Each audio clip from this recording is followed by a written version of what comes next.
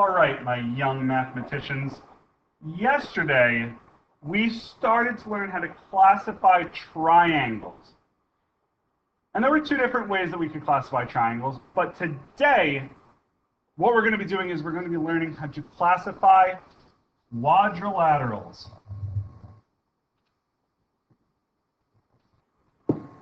So what a quadrilateral is a quadrilateral is any polygon that has four sides. So we have quad, which means four, and lateral, which means line. So quadrilateral, four lines, any polygon with four sides. And what's really important to remember is the sum of the angles in any quadrilateral, no matter what kind, always equals 360 degrees. No matter what quadrilateral we have, the sum of its sides, when you add them all together, will always be 360 degrees. So the first quadrilateral we're going to look at is a trapezoid.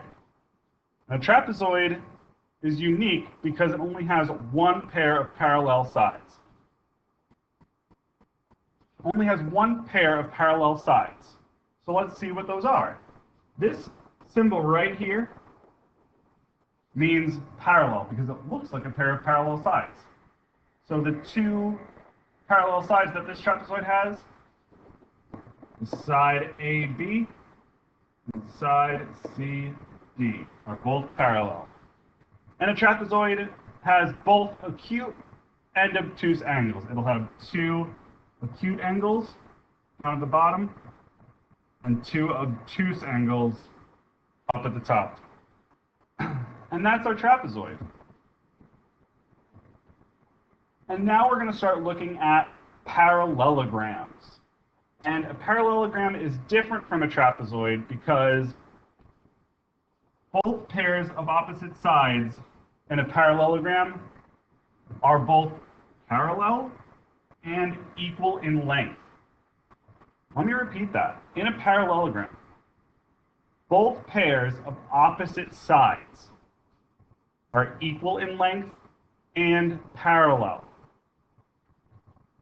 So, I don't know if you can see that, but what we're saying is the opposite sides, so this side and this side, are equal and parallel. Same goes for these sides. They are equal and parallel. So if we have sides A, B, C, and D,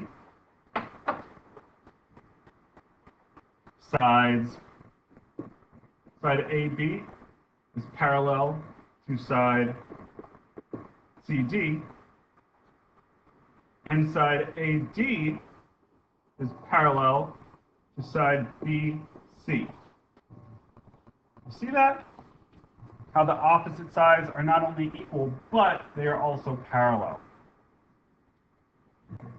And now we move into our rhombus. A rhombus is a special kind of parallelogram where all sides of the sides are the same length. So as before, all sides, the opposite sides are parallel. But in this case, every side length is equal. So again, if we have this parallelogram A, B, C, D, sides A, B, and DC are parallel, and sides AD and BC are parallel. The only difference between a rhombus and a parallelogram is that in a rhombus, all side lengths are equal. Where in a parallelogram, only the opposite side lengths are equal. And now that we're moving on, things are going to look a lot more familiar. Up top, we have a rectangle. A rectangle is a parallelogram because we have opposite sides equal and parallel.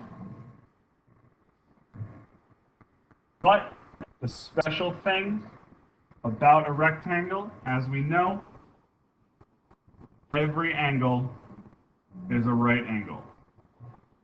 So a rectangle is a parallelogram, meaning opposite sides are equal and parallel. But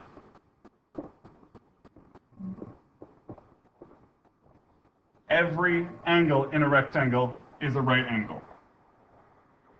And side AB is parallel to CD, and side AD is parallel to side BC. And then we have the square. We all know about the properties of a square. A square is a parallelogram where opposite sides are parallel, but all sides are equal. All sides are the same length, and we have all right angles. So if we have square, let's switch it up. WX, YZ. Side WX is parallel to side YZ, and side WY is parallel to side XZ. Okay, so in this lesson, you've learned about trapezoids, parallelograms, rhombuses, rectangles, and squares. In your practices, you'll be classifying quadrilaterals, saying whether it's a rectangle, rhombus, parallelogram, square, quadrilateral. Make sure you remember the properties of each of these quadrilaterals because they are all very similar, but they have key differences. So we're going to stop there for today. If you have any questions, make sure you either go up to the front and join the mini lesson with me, or come and ask me a question if the mini lesson is over. Move on to your practices. Thank you. Thank you.